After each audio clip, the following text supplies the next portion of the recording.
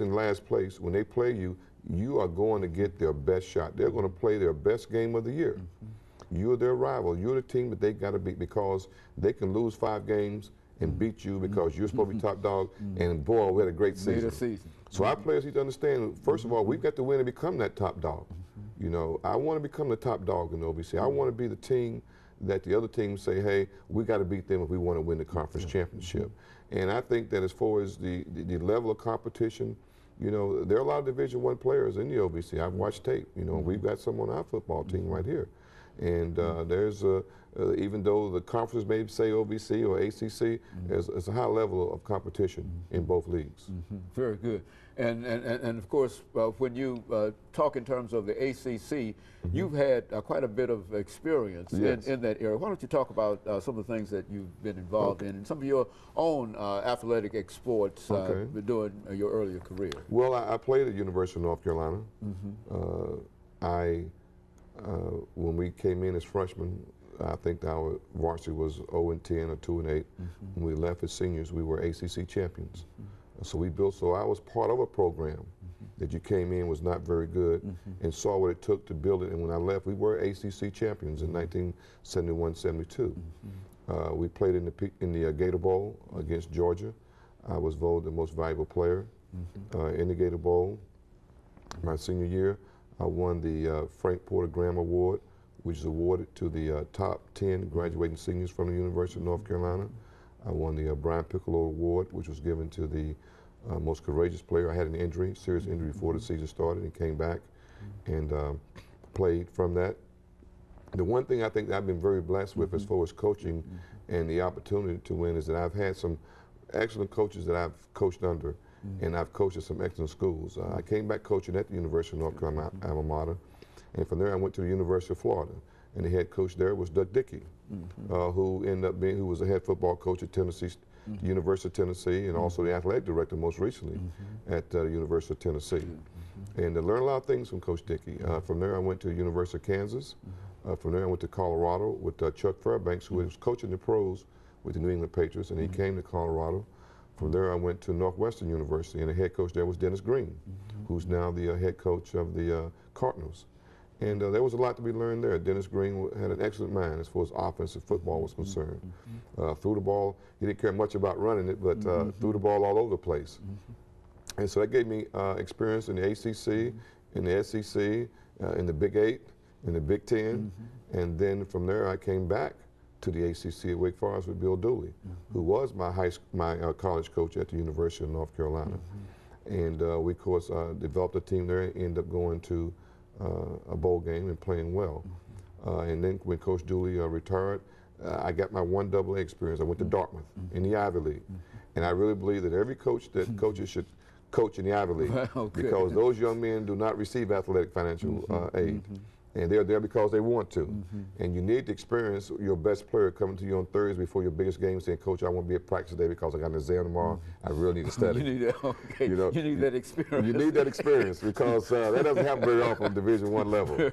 But you need that, and all of a sudden you think about it, you want to say something, you say, well, wait a minute now, I can't tell this kid he's putting a scholarship in jail because he's not on a scholarship.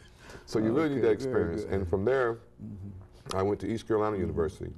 And the thing that I remember most about East Carolina University, which is tied into UNC, is that we played the University of Miami twice at East Carolina University. We played them down in the Orange Bowl. We handed them their worst loss that had ever been handed at that time. They came up, we played them in Raleigh, beat them again. And this past season, we played the University of Miami at the University of North Carolina when they were number 4 in the country, and we beat them again. So I can honestly say that I'm one of the few coaches in America that has never lost to the University of Miami. I'm 3-0, and I hope to keep it that way. Very good. And then, of course, from East Carolina, I ended up going to the University of North Carolina. So I've coached in every football conference in the country except for the Pac-10 on the West Coast. So that's given me an opportunity to see every brand of football, all the passes, all the runs, the different philosophies, and like I said, I've coached under some really good coaches, and that's what has molded me today to be the coach that I am today.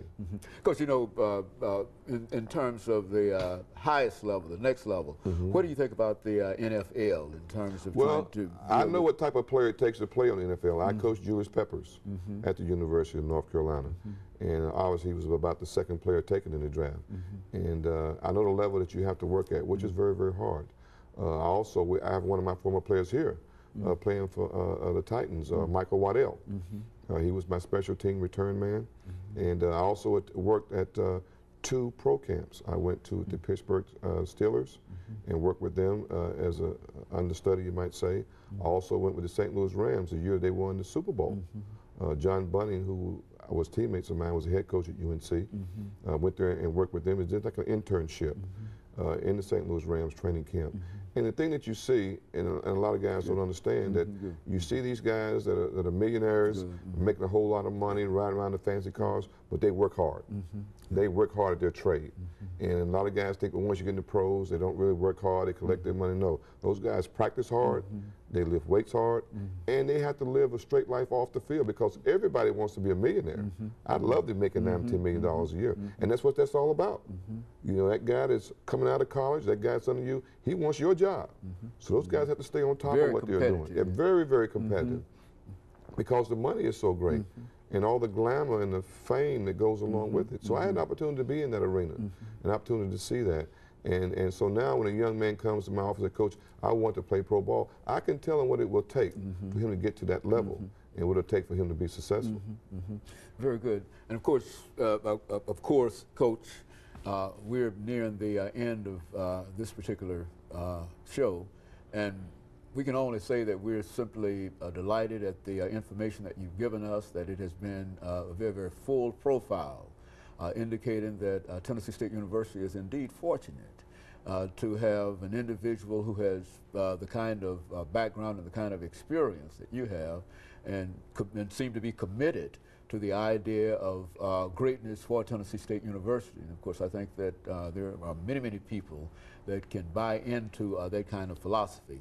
But now we've got about a minute, and that'll give you an opportunity over the last minute to give us some kind of final comment, and then we'll be able to call the show in. Well, I think it's important that everyone understands that